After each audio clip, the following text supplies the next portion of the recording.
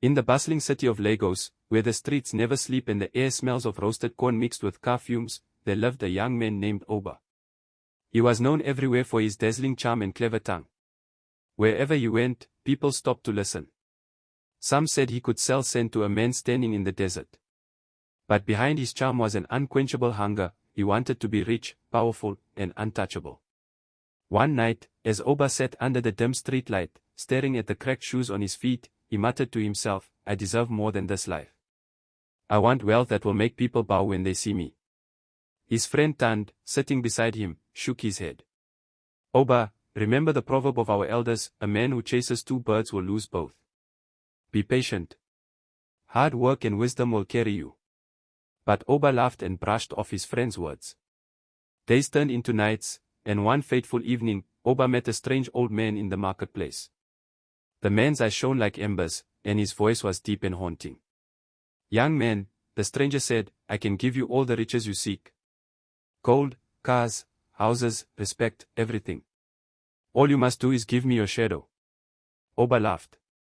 "My shadow? That dark thing on the ground. Take it." Without hesitation, he stretched out his hand, and in a moment the deal was done. Gold filled his pockets, a car awaited him at the roadside, and new clothes hung on his shoulders. People began to bow to him, just as he had always dreamed. But the night he reached home, something strange happened. When his mother lit a lantern, she gasped. "Oba, where is your shadow?" He chuckled and told her, "Mother, I traded it for riches. Shadows are useless." But she trembled and whispered, "Child, a man without a shadow is a man without a soul." Oba ignored her. He believed she was just afraid of the greatness that awaited him. Little did he know, this was only the beginning of his downfall. For weeks, Oba enjoyed his new life. He threw grand parties where music roared through the night, and wine flowed like rivers. People gathered around him, praising him, laughing at his jokes, and admiring his wealth. But slowly, whispers began to rise. Children pointed at him in the streets and said, "Mama, why does that man walk without a shadow?" Some men crossed the road when they saw him. Women who once admired him began to shrink away. Oba's wealth grew, but so did his loneliness. His friends vanished one by one, leaving behind only empty bottles and cold rooms. The only person who remained by his side was his mother, her health fading with each day. She would tell him, "Oba, no matter how bright the sun shines, a man must walk with his shadow. You have riches, but you have lost your essence. Return it before it is too late." But pride deafened Oba's ears. He told her, "Mother, you worry too much. The world respects me now." One afternoon, at a major business deal, Oba walked into a room filled with foreign investors. The chandelier sparkled, the air smelled of expensive perfume, and the men in suits waited for him. But as soon as he entered, a silence fell. The investors' eyes widened. One of them whispered, "He has no shadow." Fear swept the room like a cold wind.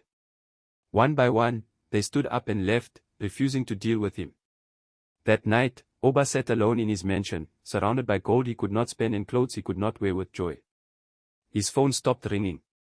His laughter turned hollow. He looked into the mirror and, for the first time, he did not recognize the man staring back. His mother's health worsened.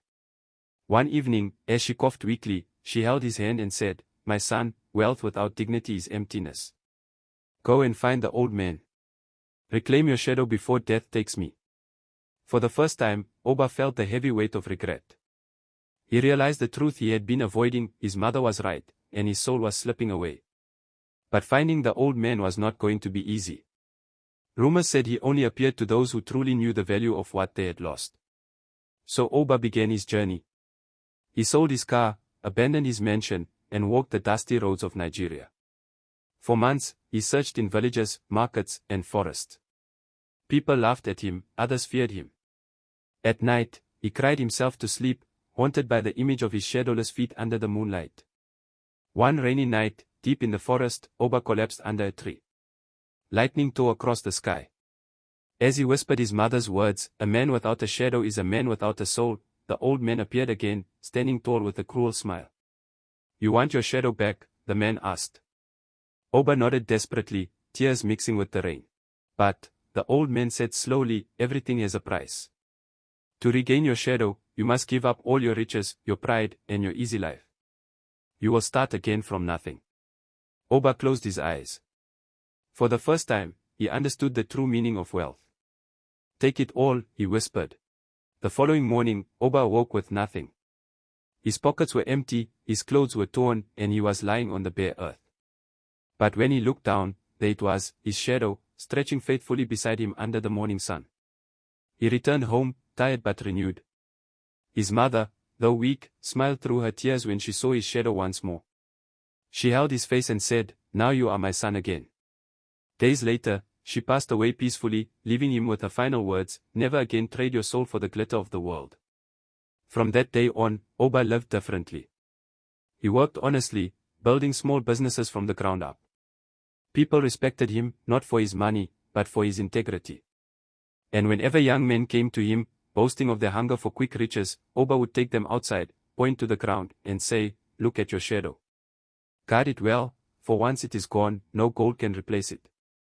And so, the story of the man who sold his shadow spread across the city, whispered in marketplaces, retold by elders at night fires, and remembered by children who watched their own shadows dance under the African sun.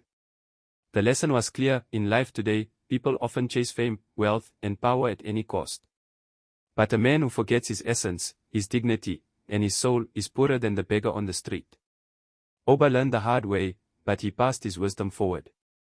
And in that, his shadow lived on, not just beneath his feet, but in the hearts of all who heard his tale.